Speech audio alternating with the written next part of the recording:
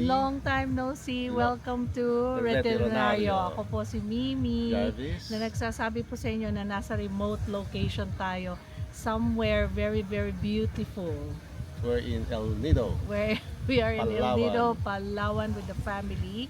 At habang sila po ay nag-e-enjoy sa beach, kami naman ay tuloy-tuloy ang paglilingkod sa ating mga subscribers. So this is our first video episode for this year. Yes, Kasi so medyo- finally. Explain lang natin ng konti sa kanila, ba't ba tayo natagalan ulit bago magkaroon ng video? So parang hindi na kami ulit sanay mag-YouTube. Kasi po naging busy si Jarvis. Alam niyo naman, last year nag-aral siya.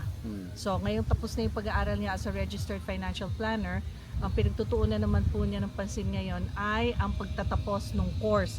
Na actually delayed na nga yung course mo kasi supposed to be last year din, December.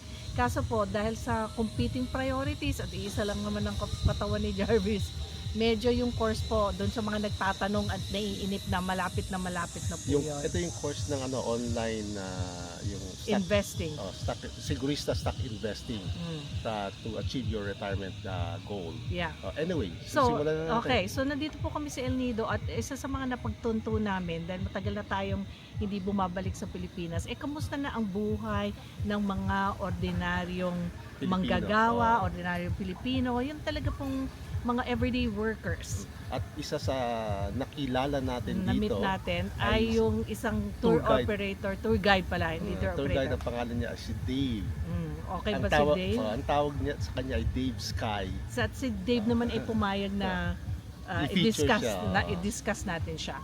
So nag-tour tawag doon, island hopping tayo. In-explain ni Dave na yung mga wishes and dreams niya sa kanyang future. So ang pag-uusapan po natin ay ano ang possibility na si Dave Na ay isang na ordinaryong isang very ordinary na tour guide dito sa very beautiful El Nido na siyang in charge sa island hopping kung doon sa company na pinagtatrabuhan niya.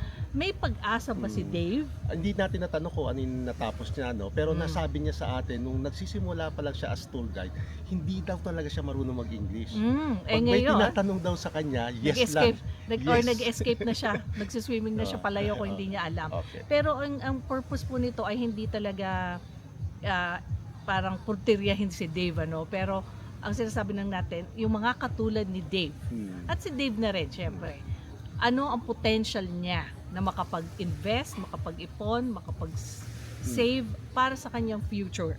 Kasi sinabi din niya na ayaw din naman niya habang buhay, ito ang trabaho niya. Yeah. At gusto din niya na pag matanda na siya at nag-retire, meron siyang pera na makukuha at hindi aasa sa kanyang mga anak. Yes. Okay. So, ngayon, So, true to life to hindi natin iniimbento yung figures, So, your numbers, etc. humingi kami ng consent kay Dave kung pwede gawin namin siya, i-feature namin yung kanyang life story.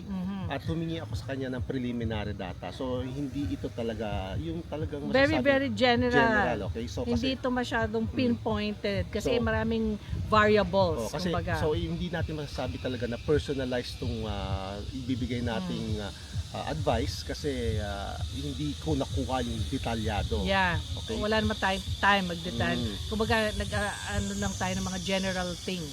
So, ano ba ang ang kanyang background? So, si Dave ay taga dito.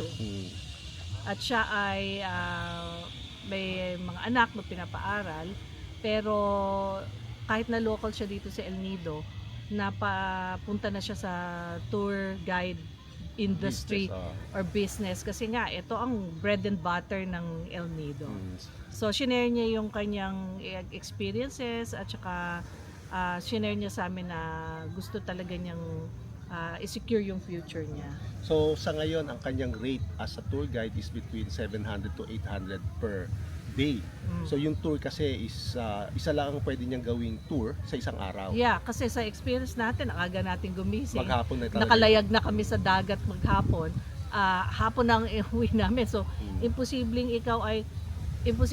na ikaw ay magkaroon ng iba pang pwedeng gawin sa loob ng isang So, araw. dun sa 700 to 800 pesos per day na tour, minsan nakakakuha siya ng tip, okay? Kasi pag may nag-tip ng mga foreigners or Bisita, guests. okay?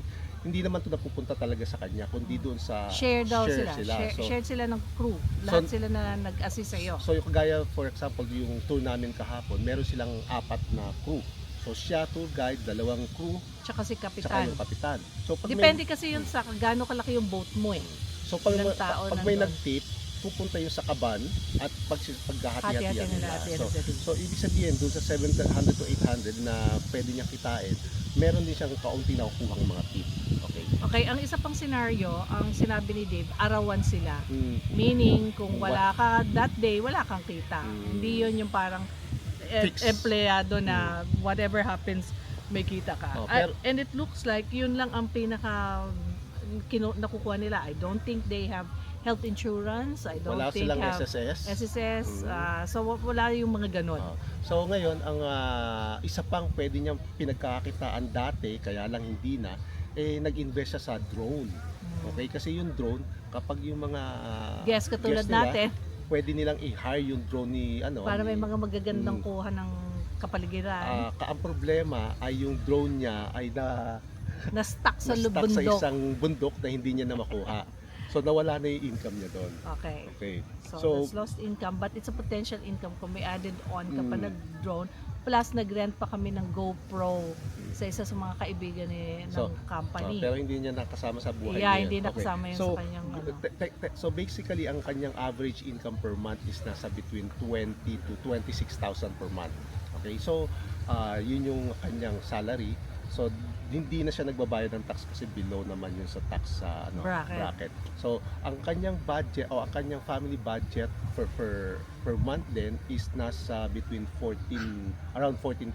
So ibig sabihin may natitira pang konti para mag-save siya. Roughly magkano? Okay. 5K? Ganun? Nasa 5 to 6,000. So yung budget niya sa family is nasa 14 to 18 siguro, parang ganyan. Okay. So ibig sabihin merong room talaga siya para makapag-save at makapag-invest. Yeah. Pero sa ngayon hindi niya nagagawa yan kasi although may budget siya, siyempre kung nakikita niya siyang may extra money, minsan nakapapabili ng kung ano-ano. Okay. So ang kailangan niya siguro is magkaroon ng sistema kung paano Magkaroon na niya ng focus. paano niya i-manage yung finance niya. Mhm. Ngayon, assuming na natulungan natin si Dave at na-manage niya yung finance niya, so ang unang-una niyang gagawin is kailangan magkaroon siya emergency fund. Okay? So, How many months again? At least 6 months yung emergency fund. Pag sinabi natin emergency fund, kung halimbawa ang expenses ng family is nasa 15,000, so dapat 15 times 6, yun yung emergency fund na meron siya sa isang Kailangan account. yun muna at step 1, bunuin muna niya yon. Ngayon yung insurance medyo hindi ako masyadong kabisado yung insurance dito kung paano, pero mas maganda kung makakuha siya ng insurance. So assuming na meron na siyang insurance, saka pa lang siya makakapag-invest. Okay? So gumawa ako dito ng very rough projection. Okay, sandali po ha. Yung mga mapapansin yung mga most recent posts ni Jarvis sa Facebook in particular are spreadsheets or mga general comments about how this can happen. Pero ngayon, in action na natin. Another case study na talagang hindi ito basta numbers lang na pinull out but based on Dave's story. So, okay, so ano nang sinasabi ng mga numbers? meron ako dito spreadsheet. Siyempre, spreadsheet na Of naman. course, may spreadsheet na Okay. naman pero At ito yung retirement calculator, okay? So, in-input ko yung kanyang details niya. So, ang birthday niya malapit na sa May, pero hindi ko alam kung ano yung exactong date. advance So, happy birthday, Dave. Pinanganak siya ng 1996, so ibig sabihin nasa 29 years old siya, old na siya. magta-30 na siya sa May, ano? So, kung magre-retire siya at the age of 60, meron pa siyang 30 years. Medyo mahaba pa ang 30 years. Okay. So, very exciting yung scenario ni So, Dave. ibig sabihin, pwede siya pa siyang mag-take ng more risk Yeah. sa isang fund na potentially mag-generate ng mas malaking return. Mm-mm. Okay, although medyo volatile, pero ang objective natin yung average return over 30 years. Yeah. So ang tinitingnan nating potential na investment fund dito ay Atram Global Technology Feeder Fund. Okay? So ang nilagay ko na lang na 12% ang rate of return na pwede niya makuha kasi ang Atram Global Tech ay naglalaro sa 25 to 30% for the past 4 years na yata. Yun ang performance ng Atram Global Technology Fund. So just to be conservative, nilagay na ko na lang sa 12%. So assuming na kaya niyang mag-save at mag-invest ng 3,000 monthly, Mhm. okay? At kaya niyang i-increase yung save at investing na yan yearly ng By 3%. 3%. So ibig sabihin next year 3,000 plus 3%. i-increase na yan. Ganyan ang gagawin niya year in, year out. So, potentially, ang kanyang retirement fund na ma-generate ay 13.17 million.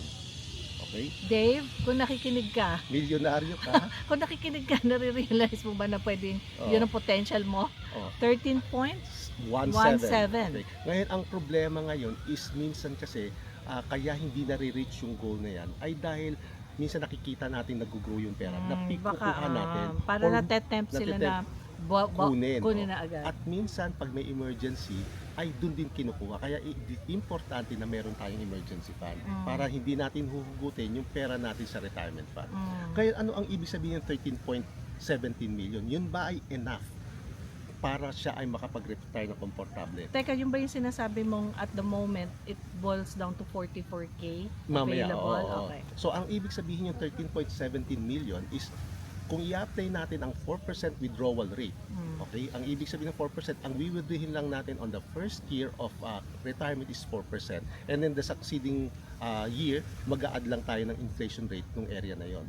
So, on the first year, ang pwede niyang withdrawin is 526,000.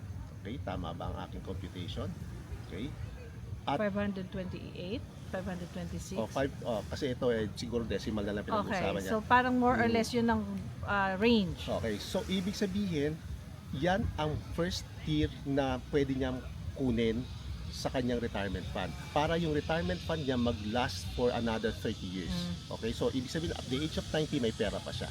Ngayon, ang 526,000 sa first year of retirement, magkano ba yan? Baka masyado na yung maliit kasi by the time kasi inflation rate. So titingnan natin ngayon, kukunin natin yung present value niya with an inflation rate of 3.75. So sa Manila kasi nasa 4%, pero dito sa El El Nido baka nasa 3.75 lang yan. So ibig sabihin, kung kukunin natin yung present value ng 526,000, yan ay nasa 174,600 in today's value in 1 year. Kung i-divide natin yan ng 12, yan ay nasa 14,551.